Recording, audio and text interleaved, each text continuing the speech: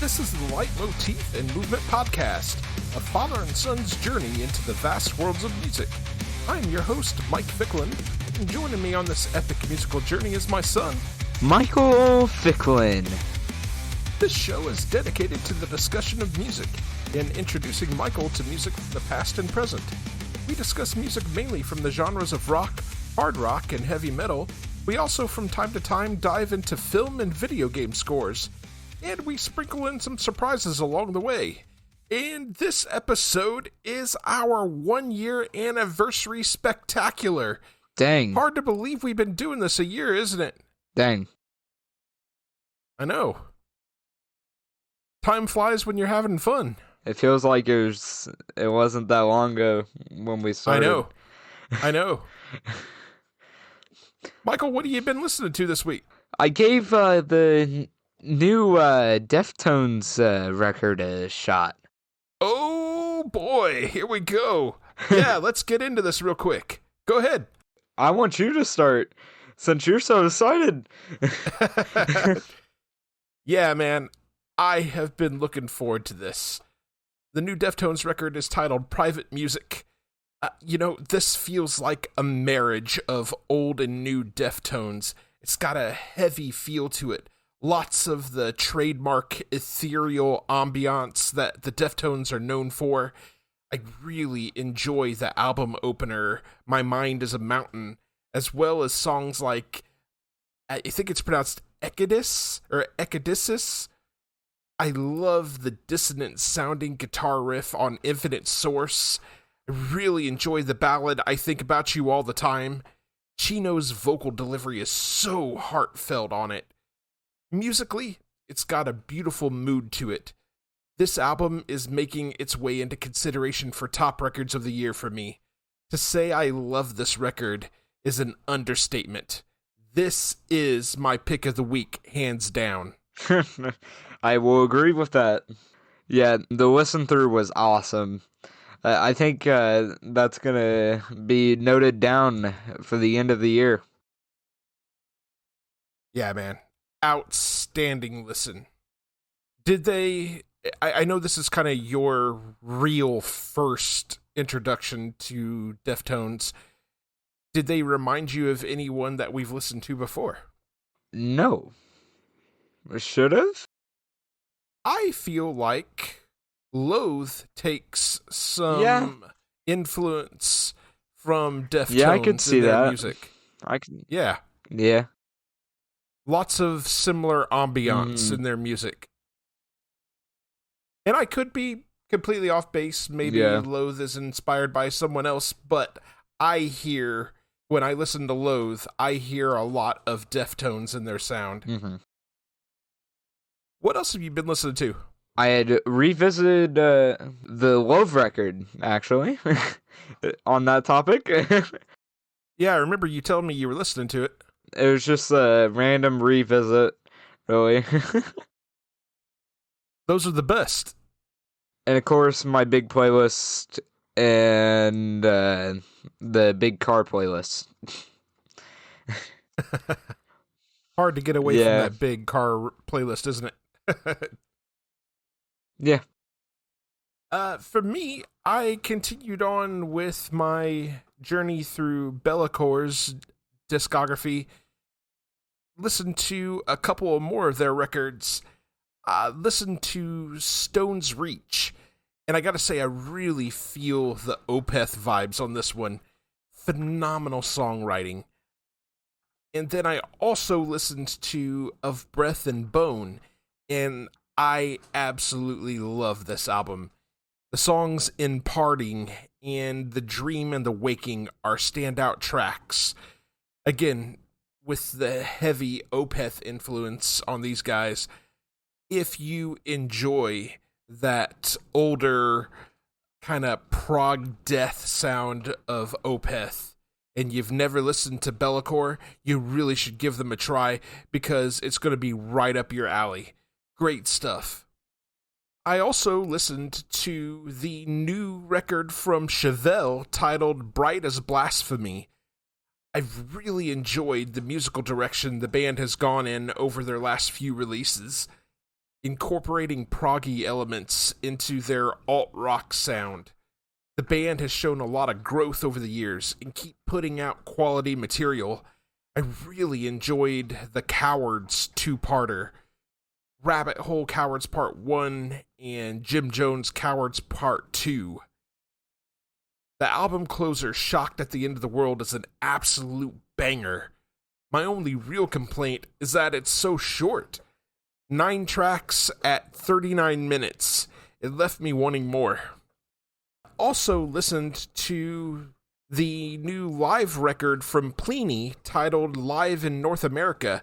Pliny absolutely dazzles on this, his first full live record. If you're familiar with Pliny's studio work, then you know he is an amazing guitarist, weaving jazz and rock influences together seamlessly. He's got a terrific backing band with him on this live record. It's a very clean-sounding record. The recording quality is top-notch. Outstanding live release. Also got a chance to listen to Archaeologist's Duelist 2 original soundtrack complete edition. This is an expanded release of the soundtrack for Duelist 2, and it is a treat to listen to. There is a sense of adventure to the music. There's a lot of keyboard work on this. The metal sound is toned down and not as present. That's not to say there aren't some good metal moments in this, though. Take, for instance, the song Grimrock, Magmar's theme. There's a lot of variation in sound on this record. Each theme sets a different mood and tone. Some bright and chipper, some more dark and foreboding.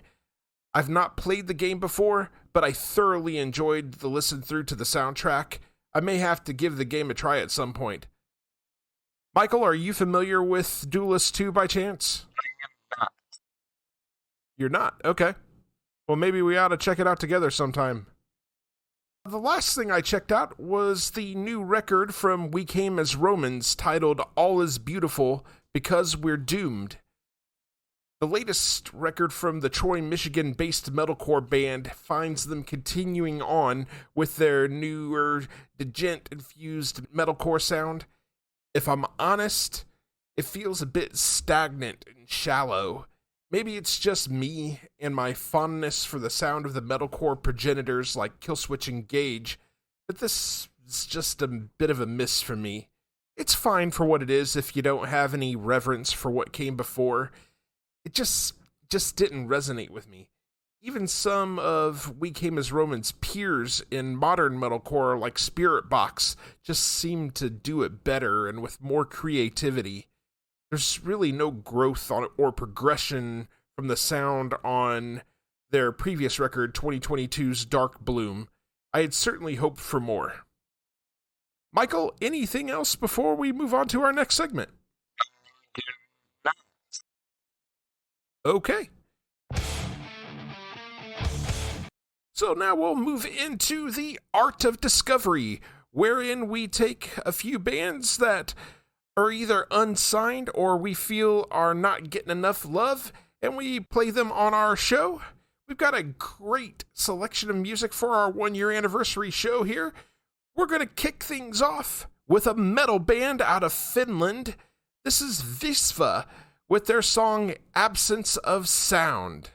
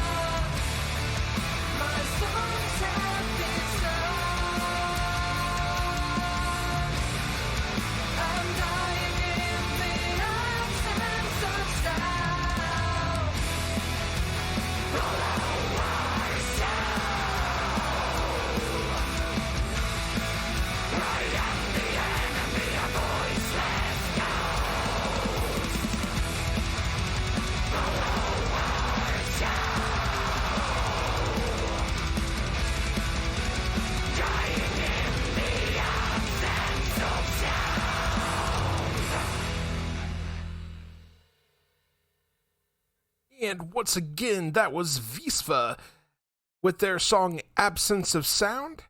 This comes from their EP, Some Riffs I Wrote.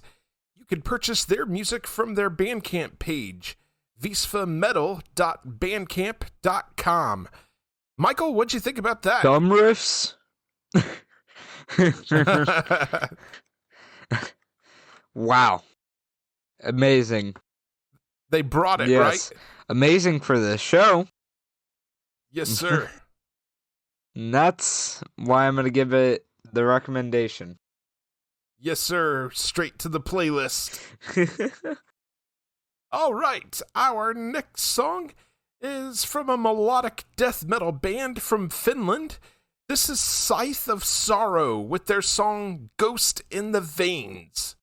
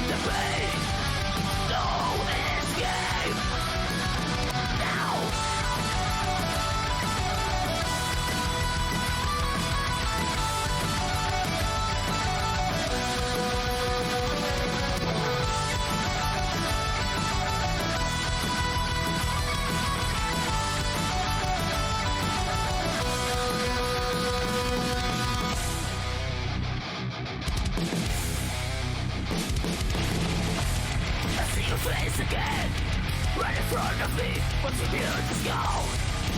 Running slow, you find your breath, it makes me sick. You ripped my heart, so I took your soul. I trusted you, oh fuck, you so cold. Now I stand alone, wasn't worth the pain. You lifeless eyes, still scream my fucking name.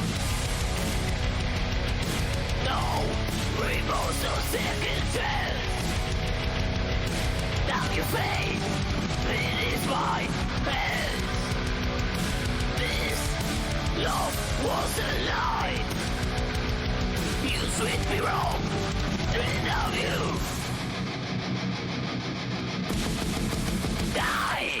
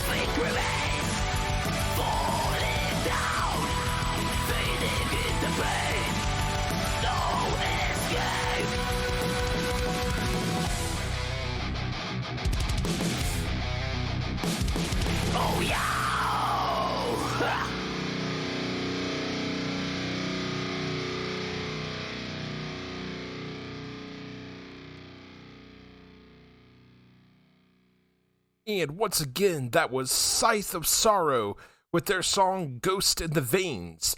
You can purchase their music from their Bandcamp page, scytheofsorrow.bandcamp.com. Michael, what'd you think about them? It's amazing. Nice and heavy. Just amazing. Yes, sir. Kind of give me Children of Bodom vibes. I know you've probably never heard those guys, but they definitely give me the Children of Bodom vibes. Another recommendation. Yes, sir. Again, straight to the playlist. All right, our final song for the segment comes from a melodic metal band out of Canada. This is Unfathomed with their song Returnal.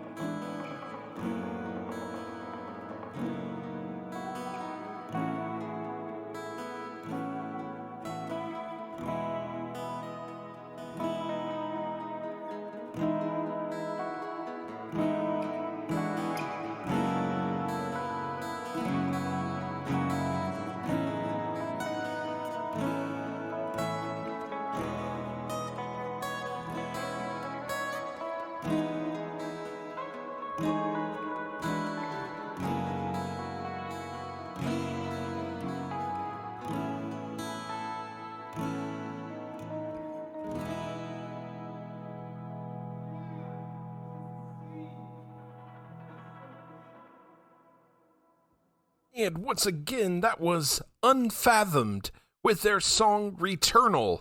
That comes from their Redcast Sky EP. You can purchase their music from their Bandcamp page, unfathomed.bandcamp.com. Michael, what'd you think about that? With that guitar riff solo, oh my, amazing. Yeah, man. And I really love that acoustic closing, man. What a great way to close the song. Beautiful way to close it. Yes. Amazing. Vocals, just all around amazing. That sounds like a band that is signed to a major label right there. Right? Great stuff. Wow. Recommendation of the show. We would like to thank all three of the bands that allowed us to play their music on our show this episode. If you would like to be featured on the show, feel free to reach out to us via email at lightmovepod@gmail.com or reach out to us on one of our various social media accounts. We'd love to take a listen to your stuff, and if we like what we hear, we'd love to play it on the show. All right, and we'll move into our main topic. As mentioned at the top of the show, this is our 1-year anniversary spectacular. Hooray! Yes, sir. We are going to do several things for our main topic. We're going to revisit Michael's top 5 records of all time, and we've got a lot of surprises along the way, so let's jump right on in, Michael. I know that you've been hard at work trying to figure out your top 5 records. I know it's changed. I can't wait to get into this. So without further ado, Michael, kick us off with your number 5. So, can I name off, what it was last year? Oh, absolutely. Yes, please do. Alright. So, last year, it was 5150 by Van Halen at my number 5. This year, it is Love's album, I Let It In, and It Took Everything. All right. I love that album from Loathe, man. That is one of my absolute favorites. Lots of really good songs on that record. Stand-ups. Tell us a little bit about it. Why is it making your list?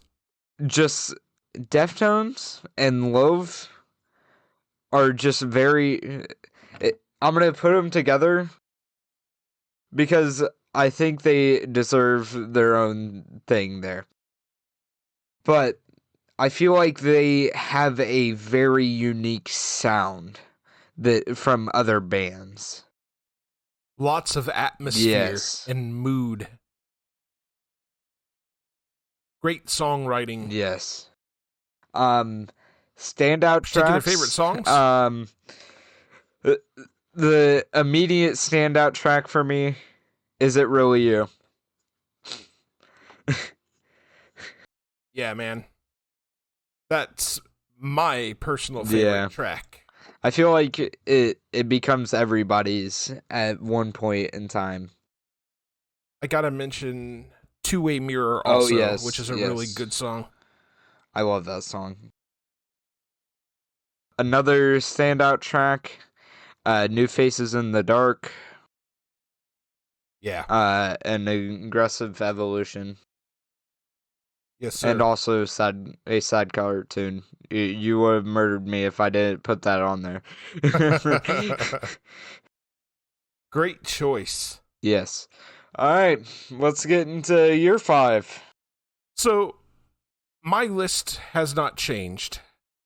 In order for my top 5 all-time list to change, something has to come along that's really just blown me away, right? Or has, changed my perceptions of what great music can be. Mm-hmm. So, my top 5 list has not changed. All right. My number 5 is Anima by Tool, and it remains as such. I was honestly debating on it going up there. I don't feel like you listened to that Yeah. one nearly as much as, say, the Loath record. Yeah. In fact, I don't think I've ever heard you mention that you've listened to it at all since we did the show on it. It's technically on my giant playlist, and it comes on every once in a while. Good stuff. All right, Michael, what was your number 4 last year? So, number 4 last year was P3, which is also known as Periphery. Why can't I think of the name? Yep, it's Periphery 3 Select Difficulty. Yep. Thank you. W support. For my number 4 this year, it's gotta go to the first Good Apollo record by Coheed and Cambria. Interesting. Okay. And why is that? The songs on that album are really good. Yeah, they're really strong. Yeah, here, I can name you a few. Welcome Home, 10 Speed. A lot of the songs are just amazing. But real standout ones are Welcome Home and 10 Speed for me. 10 Speed is my personal favorite. I do like Welcome Home a lot. I also like The Suffering. That's a really good song. Mm-hmm. I think your opinion aligns with Spotify. Oh, it yeah? goes so I wouldn't say about 10 Speed. So 10 Speed has 19 million plays. Welcome Home, of course, is their most popular song with 155 million. And then The Suffering is 44 mil. Is that where does that place? Is it like number 1 overall? So The Suffering is in 3rd behind A Favor House Atlantic. Interesting. A Favor House Atlantic is 59 mil. Okay. But just an awesome album. It is fantastic. Mm. And you got to see them play at least Welcome Home Yeah. when we went to see them live earlier this year, and I think they made an impression on you. Here, I can tell you exactly what they played off that record. I think it was just Welcome Home. Yep. Some other standout tracks for me off that record are the Willing Well Suite, which is the suite that closes out the record. All 4 of those songs are outstanding. Yeah. My number 4 all-time record, again, has not changed. It is The Amazing El Cielo by Dredge, which we covered on the show earlier this year, and I waxed on and on and on about that. I love that record so much. So, fun fact, that is a runner-up. Is it? Yes. It would have made my top 5 if some other albums weren't on here. All right. Well, I'm interested to see where this goes then. What was your number 3 from last year, sir? So, number 3 was What It Is to Burn by Finch. This year, P3 has moved its way up. Periphery 3 moves its way up to number 3. And fun fact, it is the only Periphery album on my top 5 this year. That's exciting. Because if I remember right, I think you had more than one Periphery record on your list last year. I had 3 of them on my end last year. I can't just put Periphery 3 down. There are so many great songs on P3. So many hooky songs. The Way the News Goes, Marigold, Absalom, Catch Fire. I know I'm skipping over some that just aren't springing to mind immediately. Flatline. I was about to, Loon. Yeah, Loon. Just amazing songwriting on that record. Amazing musicianship. And my first introductory to heavy metal / Great prog. stuff. So my number 3 all-time record remains OU 812 by Van Halen. I assume that one would stay up there. Yeah, it's not going anywhere. I mean, I could waffle back and forth really between that one and 5150. Yeah. But as I've gotten older, OU 812 has just resonated more with me. So that's why it maintains its spot on my top 5 all time. And that is fair. Michael, let's move along to your number 2. What was your number 2 from last year? So last year it was P4. Periphery 4 last year. This year it is 5150. Van Halen's 5150. It has made a jump. Big jump from 5 from last year, right?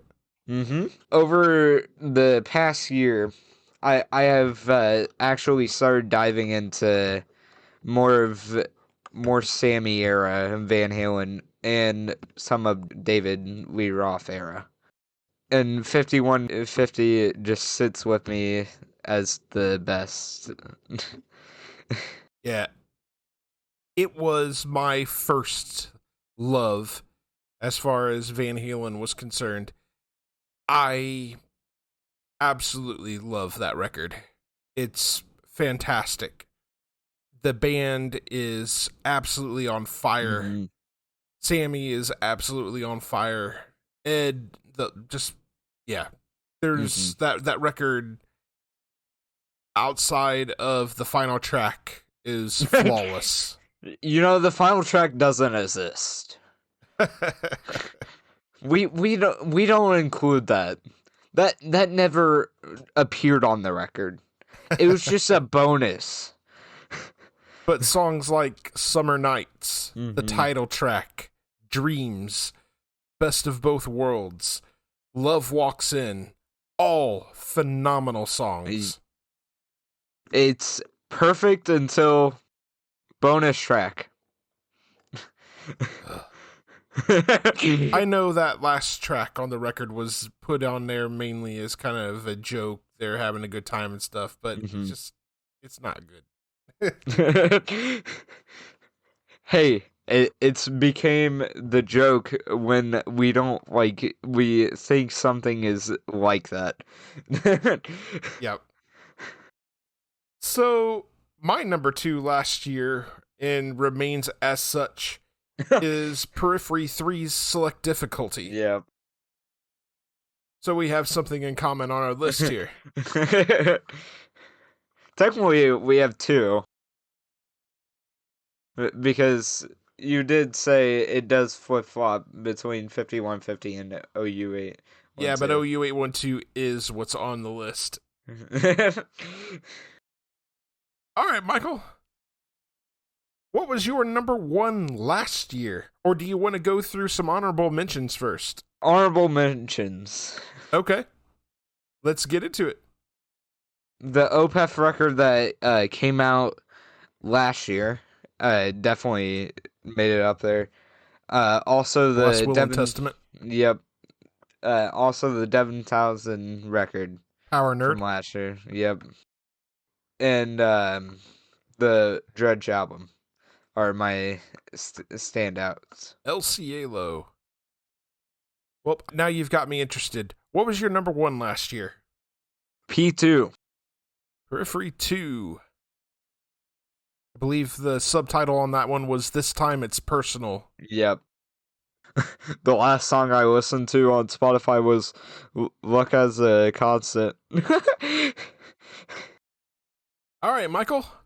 What is your new number 1 of I all want you to time? guess that.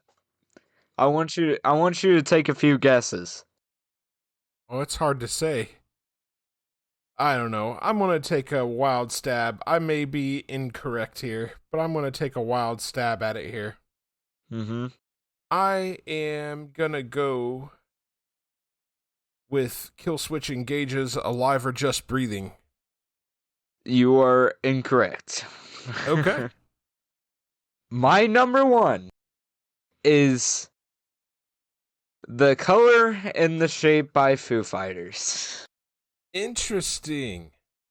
So that is a record that we have not covered yet, but I know that you and I have spoken about and listened to in great length outside of the show. Mm-hmm. That is my personal favorite Foo Fighters record. Let's get into it. What do you like about it? It speaks for itself. It's just awesome. The drum work, the guitar work, and the iconic songs on this record.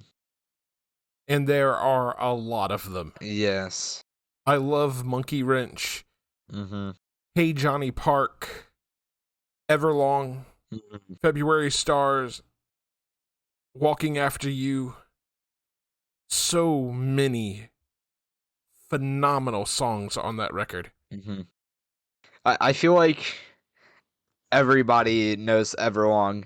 It's kind of like a song, like that riff is something that you've probably anybody's heard. Just based on the Spotify plays, I gotta do some dividing out here. What is the world's population? The plays on Spotify is at 1,496,000. I would assume by far they're number one. By a long shot. Yeah. The next song is the Pretend oh my god, I can't speak. The Pretender? Yeah. At 930 million. Crazy. And then it goes Best of You at 737. And then Learn to Fly at 694. And then My Hero at 529. My Hero is another really good one off the Color of the Shape. Such a good song. I think I really like My Hero. Outstanding song. I love the vocals on that song. Yeah, man. And then, of course, Everlong, if anybody's heard it, it speaks for itself. Everything about that song's awesome. Hey, Dad, you want to be sad? What's that? 34 million. What do you think that goes to? Oh, It's on the Foo Fighters record. Hey, Johnny Park. Not everybody has great taste. To me, that's the best song on the record. The lowest played song is the self-titled track. Yeah, so they didn't put the title track on the original release of the record. That came out on like an expanded version of the record. So if we're talking non-expanded, it would be New Way Home. Okay, yeah, that's the final track on the record. And I like that one too. At 9 million. Okay, fair enough. I love how there's like 2 tracks, like 3 tracks that are like in the triple millions, / billions, and then the rest of the record's just like in double millions. Popular record. It looks so weird just scrolling through it. Yeah, on a quick side note, my number one record remains the same as Blackwater Park by Opeth. Phenomenal record. So, what were you not expecting on my top 5? So I guess it's not that I wasn't expecting it, but I didn't think that you would go with a record that we hadn't covered on the show before, so you caught me by surprise on a couple of these. The Coheed and Cambria Good Apollo Volume 1 record you caught me by surprise with, and you also caught me by surprise with The Color and the Shape from Foo Fighters, so caught me by good surprise. So just rehashing real quickly, your top 5 records of all time currently stand at number 5, Loathes, I Let It In and It Took Everything. Number 4 was Coheed and Cambria's Good Apollo Volume 1, From Fear Through the Eyes of Madness. Number 3 was Periphery 3, Select Difficulty. Number 2 was Van Halen's 5150. And number 1 was Foo Fighters' The Color and the Shape. I'm also kind of interested in hearing how Weezer's self-titled Blue album didn't make your list, because I know there for a while you were really hooked on that too. It didn't even make your honorable mentions. It kind of dropped down. I think I just burnt myself out. Fair enough. Fair enough. That's why I didn't really make it. Good list, Michael. Very good list. Lots of good music on here. At least it's not 3 Periphery albums on one one list. To be fair, your breadth of musical knowledge at that point in time is not what it has become now. Here, let me define my old top 5. Peak at 5. Just absolute cinema. Number 4. Peak cinema. Number 3. Sadness. Number 2. It's peak. Number 1, peak.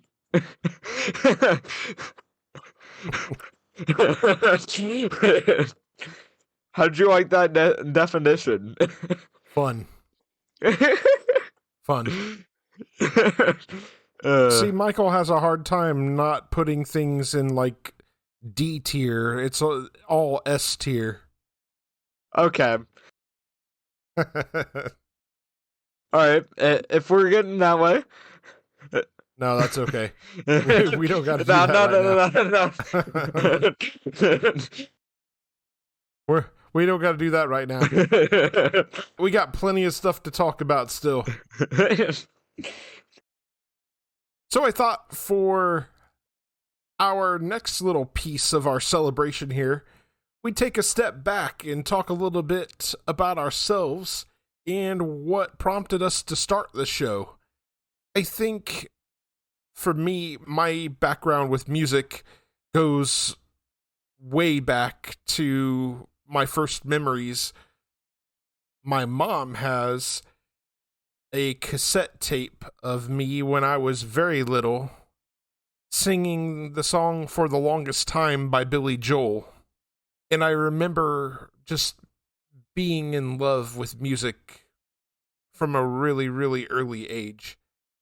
I loved songs like Jump by Van Halen. I loved Billy Joel. And I loved just about anything that my parents listened to. My uncle was a guitarist in several bands in the 70s and 80s. And he was always bringing home for Christmas stuff that he had been listening to, things that he was inspired by. So I got introduced to music like Van Halen and stuff from the Cars, just to name a few things. He was always making recordings for my mom and for my dad and stuff. So I grew up listening to a lot of music. And that is the stuff that really stuck with me growing up. And then as I got into my teens, I started kind of developing my own musical taste outside of the things that my dad and my uncle had listened to. I started falling in love with the grunge bands like Soundgarden, Nirvana, Alice in Chains, and I fell in love with A Perfect Circle and Tool, and that led me down the rabbit hole to even further heavier music. I got into bands like Lamb of God and Killswitch Engage, and I've just never looked back. I just keep pushing forward. I keep discovering new music. I don't like to stay stagnant and keep listening to the same stuff over and over and over again. I like to discover new stuff. I don't want to stop discovering new stuff. I was so inspired by music that I decided that I wanted to take a shot at becoming a vocalist. I couldn't play guitar. I had a guitar. I had started to take lessons a few times, but I never really learned how to play it. But I decided I wanted to take a shot at being a vocalist.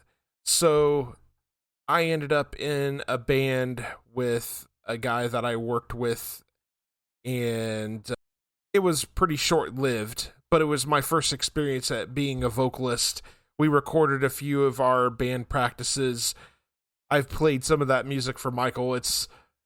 I'm proud of the fact that I had the guts to get up and do it, but listening back on it, it's kind of cringy.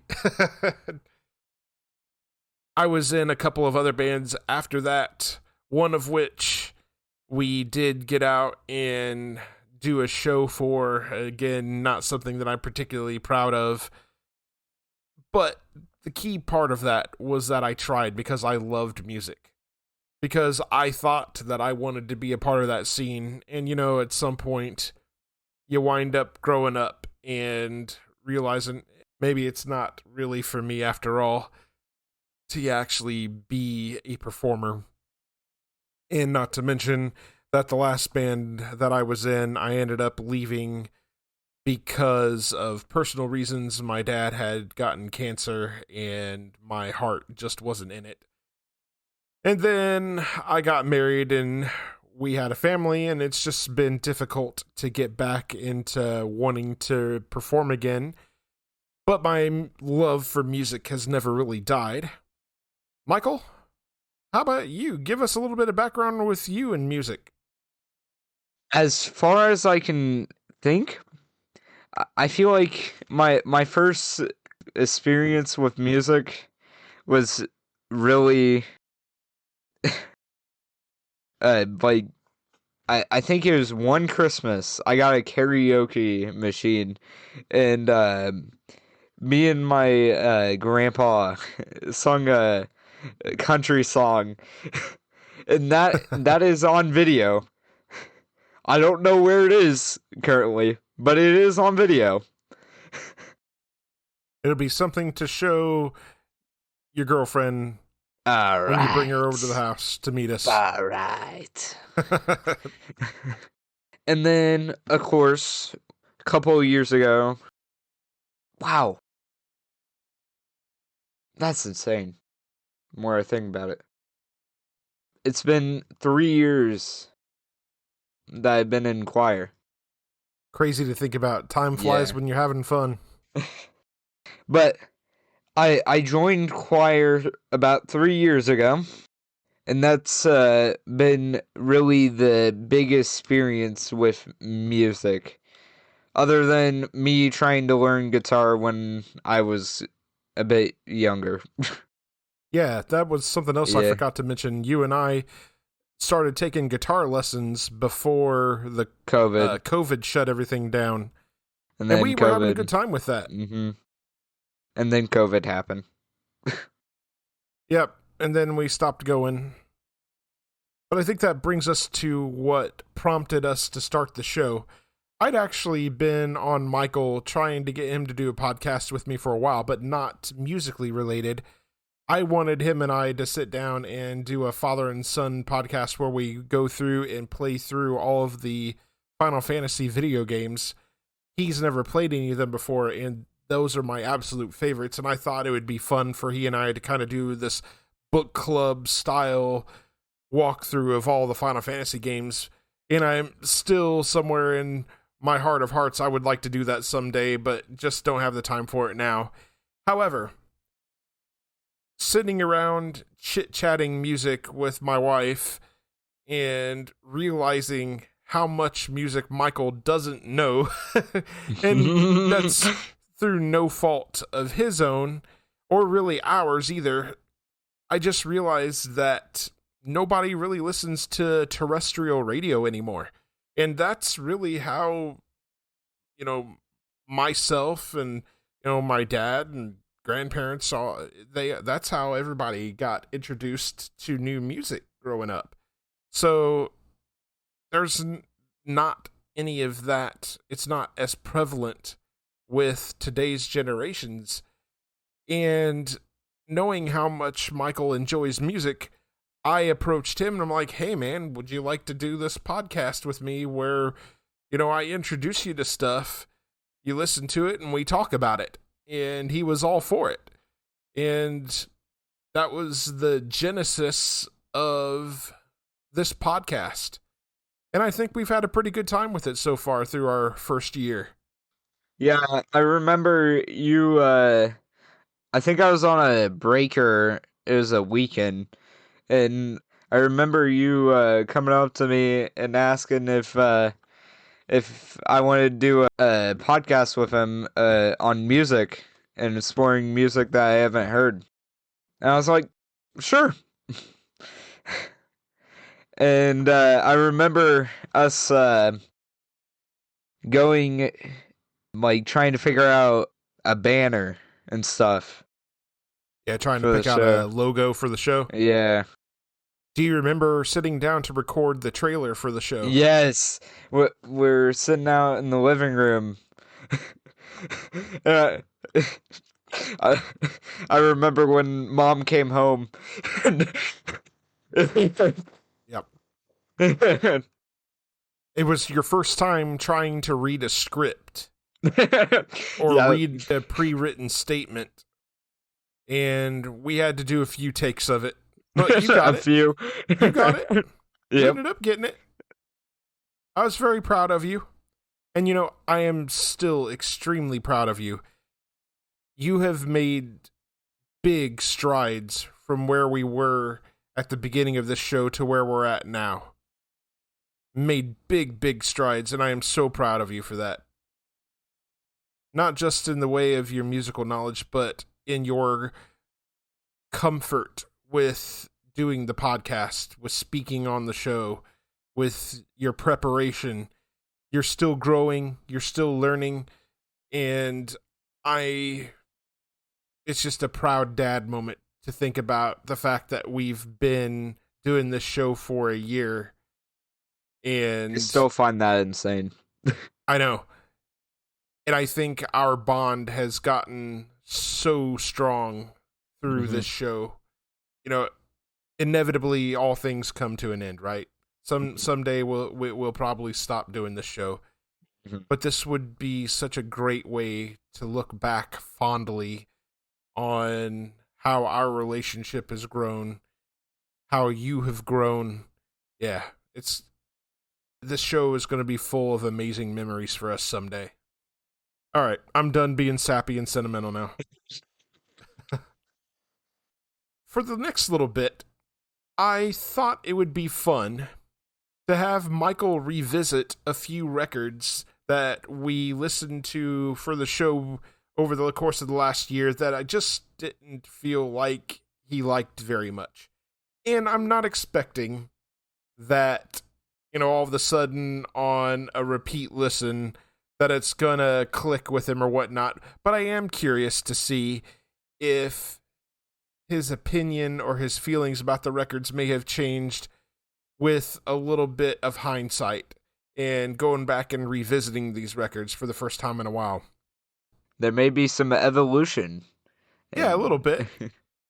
So I picked out 3 records that I just felt like he wasn't feeling and had him go back and revisit these, and I'm just interested to see how things went for him.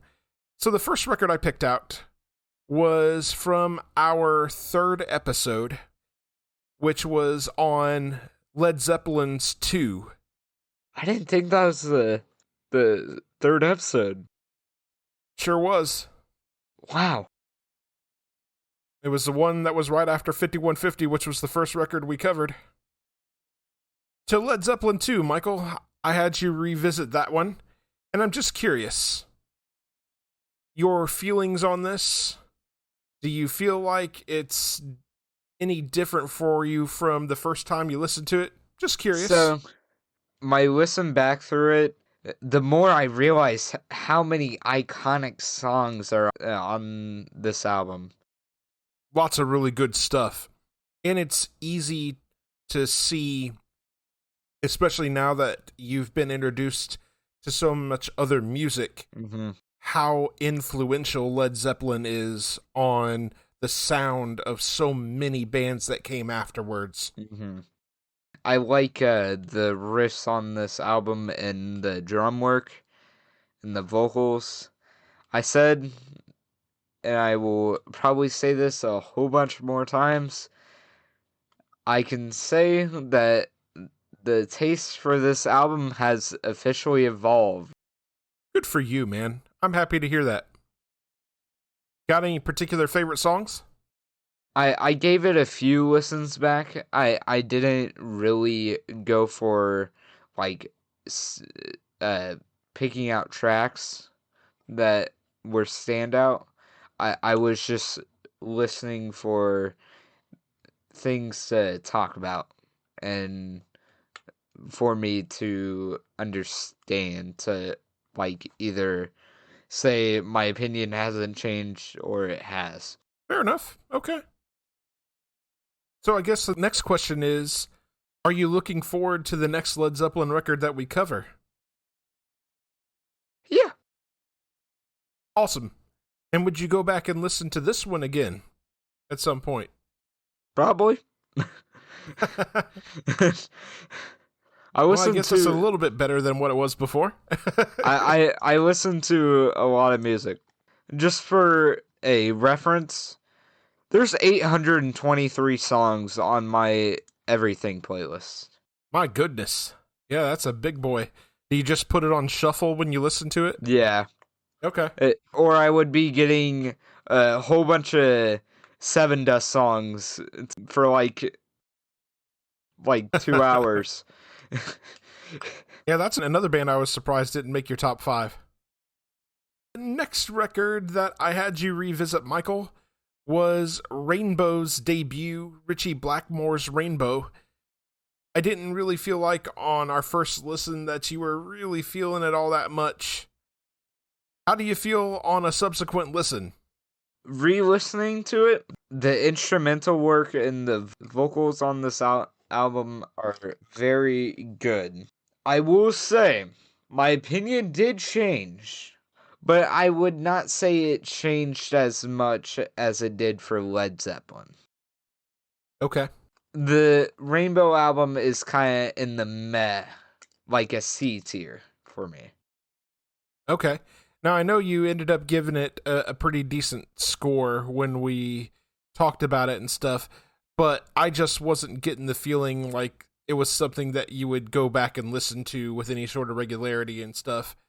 So, yeah, there are certain records that when I go back and listen to our episodes when we discuss them, you have little to say about the songs, and that's how I know you just weren't interested. You weren't, it didn't catch your attention the way that some other things have. So I know that Ritchie Blackmore's Rainbow is one of those records that some of the critics didn't really like either. They thought the songwriting was kind of dull and such. But I thought it was an interesting starting point for you, because not only is it your introduction to the great Ritchie Blackmore, but it's also an introduction to the phenomenal Ronnie James Dio on vocals and stuff. So we are going to listen to some other stuff from Dio. We are going to listen to some other stuff involving Ritchie Blackmore also. So this was just kind of an introduction. All right. So out of curiosity, are you dreading hearing more from Dio or from Ritchie Blackmore or Rainbow if it comes up again on down the road here? I feel like I am not, but I kind of want to see some evolution. You'll definitely see it. we are going to get into some of Dio's solo stuff, and I think you'll see the evolution, and you may even like it a little bit better than this. The last record I had Michael revisit was Rush's 2112. Now, I had Michael revisit this one because I felt like in our discussion about this record, he wasn't really appreciating the musicianship on it. And I know that he was kind of weirded out about the concept behind 2112 in general.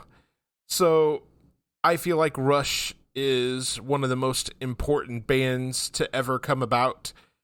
And I really want Michael to appreciate them. So whether or not he does or not is another thing entirely. So Michael, what do you got on this on your re-listen? Like I said for Led Zeppelin and Rainbow, the instrumental work is just amazing. Vocals are great. My opinion has changed. It has changed for the good. What did I give it originally? I'm honestly curious. You gave it a good score, but in our discussion about it, you didn't have much to say about Geddy Lee's bass work. Mm-hmm. You didn't really have much to say about Neil Peart on drums or any of Alex Lifeson's guitar work. You were just kind of being sort of generalized about it. And I think that may have also been before I started writing up notes, too. You gotta put that into account, too. It's possible. Rush is a really important band. At least I think they are. Especially if you love progressive music, be it progressive rock or progressive metal or whatever. They are hugely influential. Geddy Lee is one of the greatest bass guitarists of all time. And he's just got one of the most iconic voices in all of music. And Neil Peart is an absolute icon and legend. He is not only one of the greatest rock drummers ever, but he's a hell of a lyricist. He's the one that was the primary lyric writer for Rush and had such a great imagination. So I felt it was important for you to be introduced to them, and 2112 is a really good starting point. So I have one question. When did we cover, which episode did we cover Rush? Well, let me go back in the Wayback Machine here. Way back. I just found it. We covered 2112 back in February of this year. So we're talking 6 months ago or so, roughly. So it was episode 16. Okay. And it aired March 3rd. That was before I started writing up notes. I didn't start writing up notes until episode 22, which was Soundgarden. Well, like I said, I have been very impressed with your growth over the course of time that we've been doing this show. So, very impressed. Are you, out of curiosity, going back to the Rush record, are you excited to hear more from them? Or would you go back and revisit this record? Yes, I would go back. Awesome. All right, so the next little piece on our fun little celebration of our 1-year anniversary, I put together some fun statistics from the first year. Uh-oh. So, we have reviewed 29 records from 28 different bands. Only one band has been featured twice on the show. Oh. And that's Van Halen, albeit with 2 different singers. Yeah. We covered 5150 and we covered Van Halen 1. We've played 84 songs from 69 different bands on The Art of Discovery. Funny number. Yes, sir. 13 of those bands have been featured in the segment on multiple occasions. The band that makes the most appearances at 4 is our friends Against I. Oh. We have provided advance reviews for 4 bands. We have given 13 perfect scores, meaning both Michael and I gave a perfect 5 out of 5. We've had 2 guests appear on the show, Bubba Wheat and Zach McCrary, and I do want to give a quick shout out to Zach McCrary from the Comics That We Love. He announced today that the show was going on an indefinite hiatus due to just life changes and such, and I want to wish him and his family well and all the best. Do hope to hear more from Zach in the future. We have reviewed records from 7 different decades. We've covered 2 records from the 1960s, 6 records from the 1970s, 5 records from the 1980s, 4 records from the 1990s, 5 records from the 2000s, 1 record from the 2010s, and 6 records from the 2020s. I think we've reviewed more in 2010. Nope, just 1. And that's P3. That'd be P3. Pretty crazy, right? Yeah. But We've hit a wide range of dates. yeah. Our most listened to time periods are the 70s and the 2020s. So, and really the 2020s is by virtue of the fact that we've done advanced reviews for a few bands. So, taking those out, the 1970s is the one that we've covered the most. Yeah, it seems like the 70s is the most popular thing with us. Well, to be honest, the 60s and 70s and even the 50s, and I know we haven't covered a full record from the 50s yet, but the 60s, 70s, and 50s were really the formative years of rock and roll. That's where all of the really influential musicianship comes to fruition. I mean, there's great musicianship in the 80s as well, but the 60s and 70s is really where it's at. Michael has listened to 28 songs from 27 different artists for the Michael's Journey segment. The only artist to be featured twice thus far on the segment is Marvin Gaye, which just so happens to be Michael's favorite artist on the segment. Yep. Songs reviewed for Michael's Journey have spanned across 5 different decades. The 3 songs from the 1950s, 12 songs from the 1960s, 5 songs from the 1970s, 7 songs from the 1980s, and 1 song from the 1990s. Some would say we're stuck in the 60s. Lots of great music from Motown in the 60s. So, in other words, we haven't broken out of the 19th or 20th century. Not for that segment, and I'm not so sure we will. So we're not escaping. The late 90s into the 2000s pop scene is not really my jam. So Michael has issued 25 perfect scores to songs featured in the Michael's Journey segment. So the final little thing that I thought we would talk about here in the main topic, what does the future hold for the show? Some things that are on my personal list.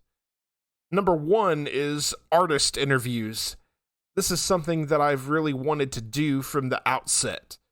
I've never conducted an interview before, but this is a goal for the show. I don't want to come across as a starstruck fan. I've been listening to the Magnificent Others podcast with the Smashing Pumpkins' Billy Corgan as the host. I enjoy his interview style and his line of questioning. Artists seem to be more comfortable with his line of questions. I'm learning, and we'll see where it goes. I certainly would like to start doing some artist interviews. I think that would be fun. Another thing I'd like to do in the future is more top 5 shows. As we go further along and Michael is introduced to more and more music, I'd like to do some additional top 5 list episodes, things like top 5 singers, top 5 guitarists, top 5 albums from a particular band, etc. I think those would make some fun shows. I would also like to do some album tier lists. I thought it'd be fun to do like a tier list for a band as we get through their entire discography. I think that would be fun. Number 4 is get our website finished. I've been working on this thing off and on for like a year now. At some point, it's going to get done, I promise. Well, at the current rate where you're going at, that website won't be finished in probably in a decade. So, yeah, I need to get it finished up. It's just time is a factor. Something else I'd like to see for the future is maybe introduce a video element to the show. I don't know much about video editing. I know enough to be dangerous as far as editing audio, but I've never really done much for video. Maybe if I get some time to figure it out, maybe we'll add a video element to the show as well. Michael, is there anything that you would like to see in the future for the show? The show to go on for years, maybe decades. I would like that too. I very much would. I don't know, maybe someday the record labels will be reaching out to us, wanting us to review everything. Maybe someday I can afford to leave my job and we do this as a full-time gig or something. Yeah, I know. What? Dreams of grandeur. So this brings us to our question for the audience. What are your personal top 5 records of all time? All right, so now we'll move into our next segment. This is Can't Wait. New music coming soon. Don't even ask.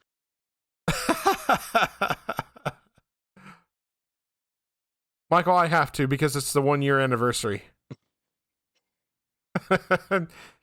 Is there anything on your radar coming out over the next couple of weeks? Not radar, but wish list. I got my Christmas wish list for music. Uh-huh. Same 2 bands as always, yeah? What? Carnival and Periphery? I'm gonna change that Carnival one because I already know we're probably gonna get one. I love that you slipped in the word probably there. I'm gonna have to throw in Protest, the hero. Yeah, I haven't heard anything out of their camp in quite a while, so I don't know if there's new music coming from them yet or not. I would hope they would do the same thing they did for their latest album. I kind of like what they did with the history thing. I do too. It's a really good record. I don't know that they would be going in that same direction, but maybe. For me, over the next couple of weeks, on August 29th, I'm not sure how to pronounce it exactly. I think it's ELO, releases their new record Legacy. And then on September 5th, Green Carnation releases their new record, A Dark Poem, Part 1, The Shores of Melancholia. And also on September 5th, Slipknot is releasing a 25th anniversary edition of their debut self-titled record. So looking forward to hearing those. Recently announced, coming out on October 10th, Sammy Hagar and the Best of All Worlds Band is putting out a live record called The Residency. Looking forward to hearing that. There's going to be some other songs that we didn't get to see him do last summer, Michael, so looking forward to hearing that. I hate the rain. I hate it. Yeah. Yeah. Also recently announced, late 2025, The Reticent is going to release their new record, Please. And then, coming next year, Megadeth has announced their final record and tour. We're going to have to listen to some Megadeth, Michael. I think you'll dig them, especially knowing how much you liked Metallica. Megadeth, their singer and primary guitarist and songwriter Dave Mustaine was an original member of Metallica. I love Megadeth, and I'm kind of heartbroken that they're calling it a day. But, at least they're going to get to go out on their terms. If they get close, we ought to try and go see them. And we will move into our final segment. This is Michael's journey, discovering a song from the past. And today, we're going to get Michael's thoughts on Billy Ocean's Get Out of My Dreams, Get Into My Car. The song title was based on a line in the Sherman Brothers song, You're 16. It was released as the first single from Billy Ocean's 7th studio album, Tear Down These Walls, which was released in 1988. Part of its popularity lay in its cutting-edge for the time music video, which features animation mixed with live-action sequences. The saxophone solo on the song is performed by Vernon Jeffrey Smith. Get Out of My Dreams, Get Into My Car became Ocean's third and most recent U.S. #1 single, going to #1 on both the U.S. Billboard Hot 100 and Hot Black Singles charts.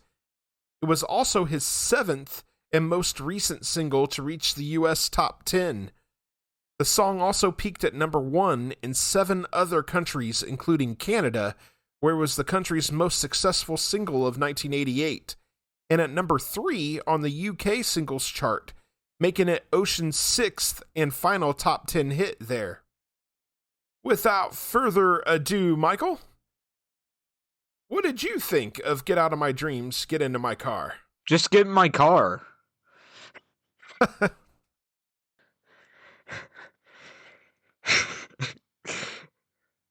I like the beats of the song, and the instrumental work on the song, and the vocals. It just makes sense why this song is amazing, and holy, Ionic? yeah. Are we discussing Star Wars terms now? Iconic. There you go.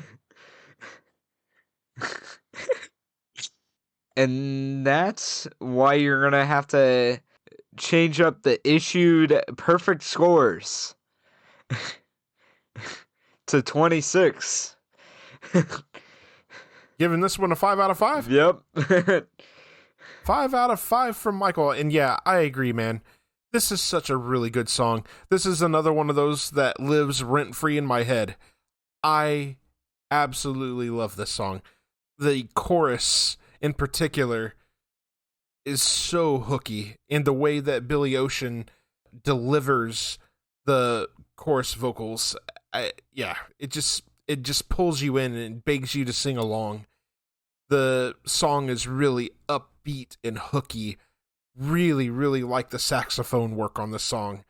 It's one of those iconic 1980s songs that continues to resonate. I don't know what it is in particular about it that makes it, live on for me, but it's so good.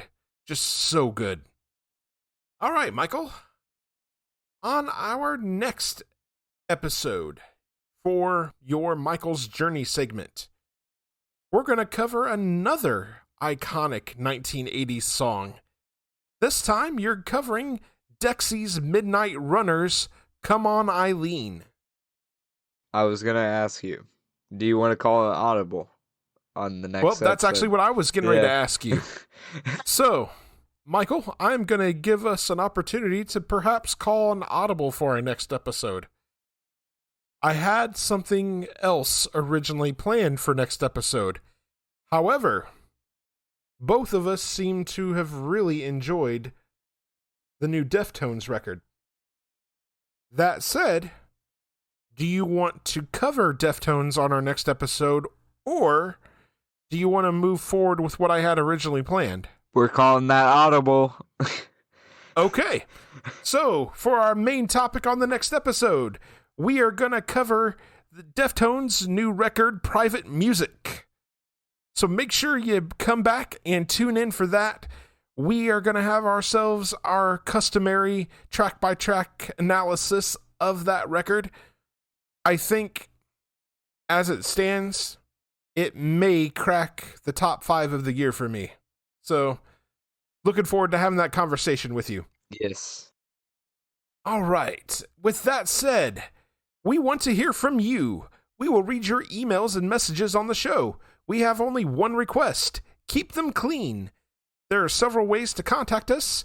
You can email us at lightmovepod@gmail.com. You can also reach us on several social media platforms such as Facebook, Blue Sky, Instagram, and Threads.